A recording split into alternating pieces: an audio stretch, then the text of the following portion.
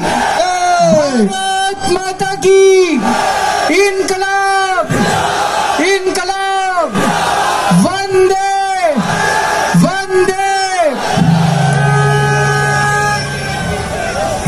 मंच पे मौजूद देश के बहुत ही सीनियर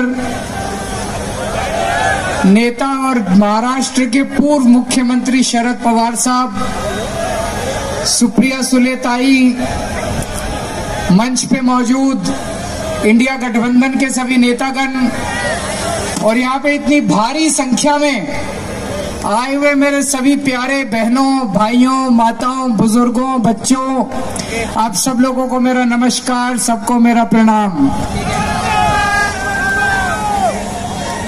दोस्तों, मैं दिल्ली से आया हूं आप लोगों के सामने झोली फैला के इस देश को बचाने की भीख मांगने के लिए। अभी थोड़े दिन पहले इन्होंने मुझे जेल से छोड़ा है। मोदी जी ने मुझे गिरफ्तार कर लिया था थोड़े दिन पहले एक झूठे केस में। जेल से सीधा यहीं आ रहा हूं, अपने लिए वोट मांगने नहीं आ रहा, देश को बचाने की भीख मांगने के लिए आ रहा हूं। सुप्रीम कोर्ट का धन्यवाद करना चाहता हूं। मुझे उम्मीद नहीं थी मैं इतनी जल्दी छूट जाऊंगा। सुप्रीम कोर्ट ने, यह करिश्मा था, चमत्कार था, ऊपर वाले का चमत्कार था। जो लोग ऊपर वाले पे यकीन रखते हैं, भगवान को मानते हैं, मैं तो मानता हूं, ये भगवान के किसी चमत्कार से कम नहीं था कि अचानक एक दिन सुप्रीम कोर्ट ने कहा केजरीवाल को 21 दिन की मोहलत दे रहे हैं, जाओ और जाके चुनाव प्रचार करो। मैं दिल्ली में एक दिन रोड शो कर रहा था, निकलने के बाद तो एक महिला कहती है, सर आपको भगवान ने भेजा है 21 दिन के अंदर बीजेपी की ऐसी तैसी करने के लिए। तो मैंने भी ठान ली है, ये 21 दिन मैं सोऊंगा नहीं, 24 घंटे, एक एक पल, एक एक सेकंड पूरे देश में घूम घूम के देश को बचाने का काम करूंगा और उनको निकालने का प्रयास करूंगा, लोगों को जगाने का काम करूंगा। इन्होंने मेरे को जेल भेज दिया। मैं मन में सोच रहा था मेरा कसूर क्या है, मेरे को क्यों जेल भेजा। मैं छोटा सा आदमी हूं, मेरी छोटी सी पार्टी है, 2 राज्यों में हमारी सरकार है, दिल्ली में, पंजाब में। ये तो बहुत ताकतवर लोग हैं, इनके पास तो इतनी सत्ता है, इतना पैसा है, फिर मेरे को जेल क्यों भेजा। मेरे को जेल इसलिए भेजा क्योंकि दिल्ली के अंदर मैंने गरीबों के बच्चों की शिक्षा का इंतजाम किया। मेरे को जेल इसलिए भेजा क्योंकि दिल्ली के अंदर मैंने गरीबों के सरकारी स्कूलों को शानदार बना दिया। मोदी जी उसको रोकना चाहते हैं। मोदी जी नहीं चाहते कि गरीबों के बच्चों को अच्छी शिक्षा मिले। मैं कहना चाहता हूं मोदी जी, मैंने दिल्ली में 500 स्कूल बनाए, आप 5000 स्कूल बनाओ, 50,000 स्कूल बनाओ देश में, तब आपका बड़प्पन है। केजरीवाल ने 500 स्कूल बनाए, आप उसको जेल में डाल के स्कूल बंद करा दो। ये तो छोटी सोच है, ये तो छोटी मानसिकता है। मेरे को जेल में क्यों भेजा?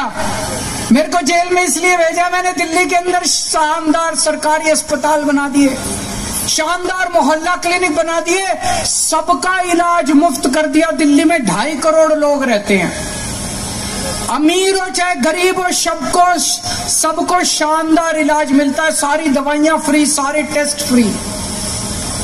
मोदी जी इसको रोकना चाहते हैं। मोदी जी नहीं चाहते कि गरीबों को अच्छा इलाज मिले। आपका बड़प्पन तो है, मैंने 500 मोहल्ला क्लिनिक खोले, आप 5 लाख हर गांव में मोहल्ला क्लिनिक खोलो ना, तब आपका बड़प्पन है। केजरीवाल ने 500 मोहल्ला क्लिनिक खोले, केजरीवाल को पकड़ के जेल में डालो, मोहल्ला क्लिनिक बंद कर दो, ये तो छोटी सोच है। और विडंबना देखो, मैंने दिल्ली में सब लोगों की दवाइयां फ्री कर दी, छोटी बीमारी हो चाहे बड़ी बीमारी हो, सबको फ्री दवाइयां, सारी फ्री दवाइयां मिलती है। लेकिन जब मैं जेल गया, 15 दिन तक इन्होंने जेल के अंदर मेरी दवाइयां बंद कर दी। मैं शुगर का मरीज हूं 20 साल से, बहुत हाई शुगर रहती है मेरे को। इंसुलिन का इंजेक्शन लगता है रोज, 4 बार इंजेक्शन लगता है रोज मेरे को। 52 यूनिट इंसुलिन लेता हूं मैं। जब मैं जेल गया 15 दिन तक इन्होंने मेरे को इंसुलिन का इंजेक्शन नहीं दिया। मैं कहता रहा मेरी 300 शुगर 350 शुगर हो गई। अगर कई दिन तक लगातार ज्यादा शुगर रहे तो किडनी खराब हो जाती है, लिवर खराब हो जाता है। मुझे नहीं पता ये मेरे साथ क्या करना चाहते थे, लेकिन इतिहास गवाह है, ऐसे बहुत किस्से हुए हैं जब विपक्षी लोगों को, विरोधियों को जेल में डालकर उनको शारीरिक तौर पे खत्म कर दिया गया। मुझे नहीं पता ये मेरे साथ क्या करना चाहते। ये मेरे को इसलिए इन्होंने जेल में भेजा क्योंकि दिल्ली में मैंने सबकी बिजली फ्री कर दी, 24 घंटे फ्री कर दी। अब दिल्ली में सबको फ्री बिजली मिलती है। मोदी जी आप तो इतने बड़े नेता हैं, इतने ताकतवर नेता हैं। मैंने दिल्ली में और पंजाब में फ्री बिजली करी, आप पूरे देश में फ्री बिजली करो ना, तब तो आपका बड़प्पन है। आप केजरीवाल को जेल में डाल के दिल्ली की बिजली फ्री रोकना चाहते हो, ये तो कोई बड़प्पन नहीं है दोस्तों, ये तो छोटी मानसिकता है। ये तो इस वक्त देश के अंदर जो हालात है बहुत खतरनाक हैं। रशिया का राष्ट्रपति पुतिन है, आप जानते होंगे।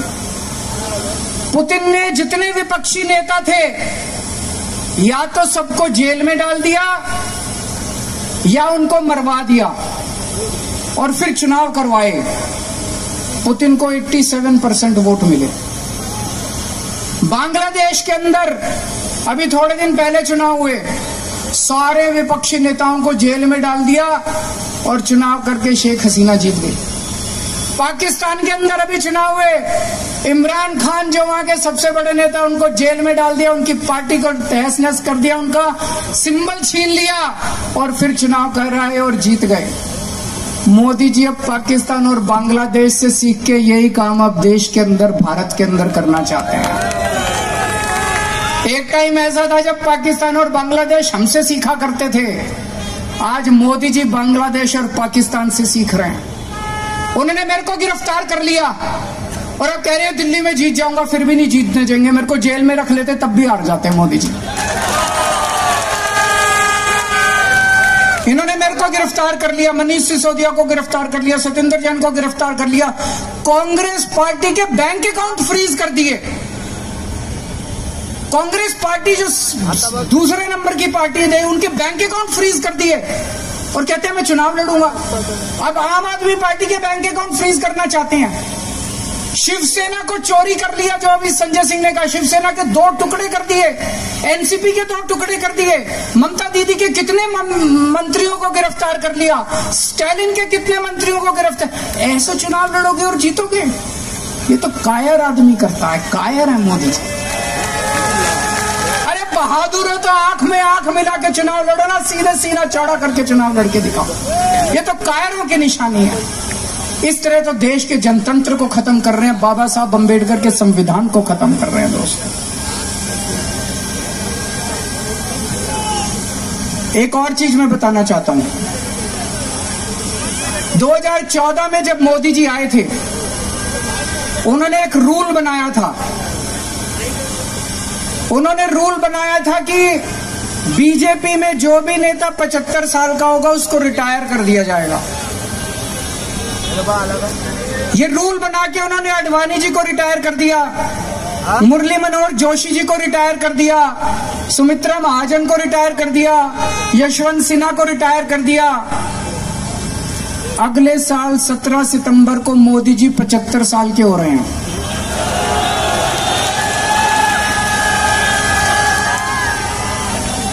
तो जाहिर तौर पे मोदी जी भी रिटायर होंगे।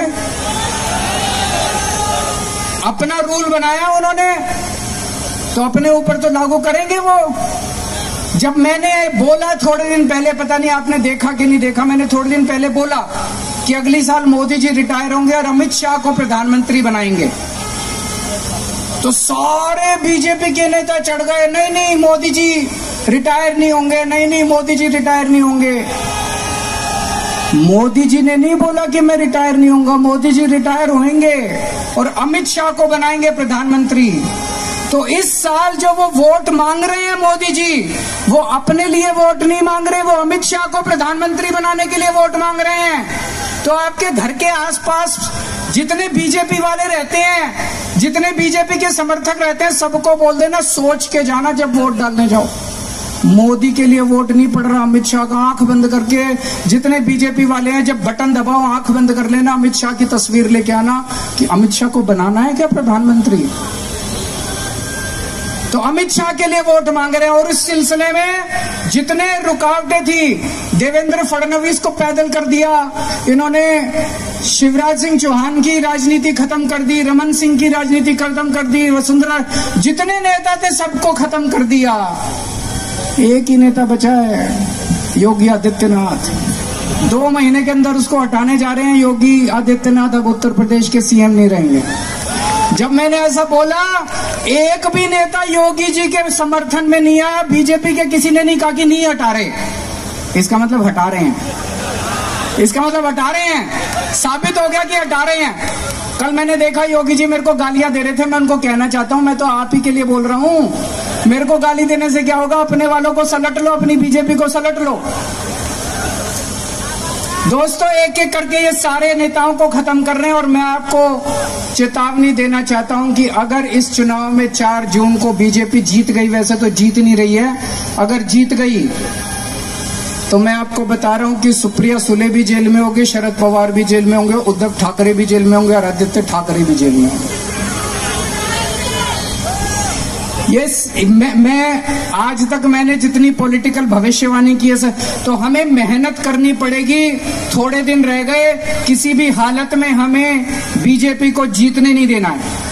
और जिस तरह की गालियां दे रहे हैं प्रधानमंत्री जी, उन्होंने शरद पवार साहब को कहा भटकती आत्मा। ये कोई इतने सीनियर आदमी है, 84 साल के बुजुर्ग हैं। मोदी जी 74 साल के हैं, 10 साल सीनियर है उनसे। ऐसे किसी बुजुर्ग को कहना ठीक है क्या? प्रधानमंत्री को ऐसी भाषा अच्छी लगती है? उनको कहते हैं नकली शिवसेना, नकली संतान, ये अच्छी लगती है? ये तो पूरे महाराष्ट्र के मराठी मानुस की बेइज्जती का सवाल है। इस बार जब जाओ तो बटन दबा के उनको इस गाली का जवाब देना जब वोट डालने के लिए जाओ।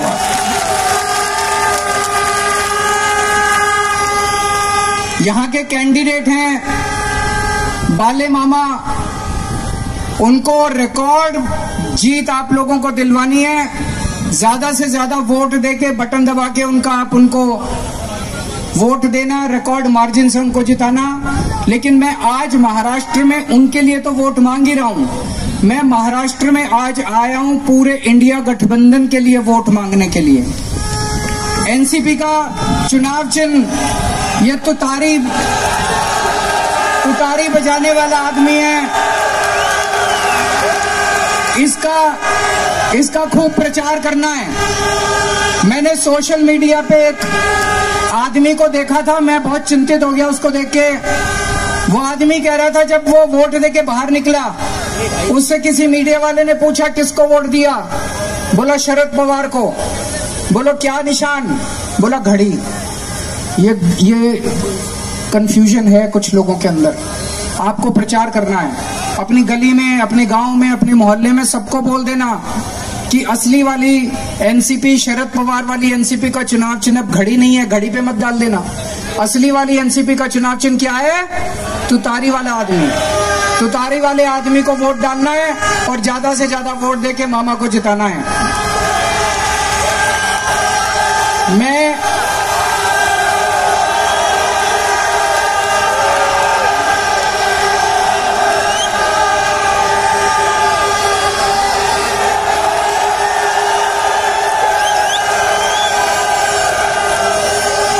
21 दिन के लिए बाहर आया हूं। 2 तारीख को मुझे जेल वापस जाना है, 4 तारीख को नतीजे आएंगे। मैं जेल की सेल से नतीजे देख रहा हूँ टीवी पे। पिछली बार महाराष्ट्र की 48 सीट में से 42 एनडीए गठबंधन को, मोदी जी के गठबंधन को मिली थी। इस बार 48 में से 42 इंडिया गठबंधन को मिलनी चाहिए। अगर आप लोगों ने 48 में से 42 सीट इंडिया गठबंधन को दी मुझे जेल के अंदर बड़ा सुकून मिलेगा और मुझे लगेगा आज महाराष्ट्र आना मेरा सार्थक हो गया। आप लोगों ने आज इतना प्यार, इतनी मोहब्बत दी, इसके लिए आप सब लोगों का बहुत बहुत शुक्रिया। शरद पवार साहब का बहुत बहुत शुक्रिया, सुप्रिया दीदी का बहुत बहुत शुक्रिया जो आज मुझे यहाँ पे आमंत्रित किया, आप सब लोगों के सामने बोलने का मौका दिया।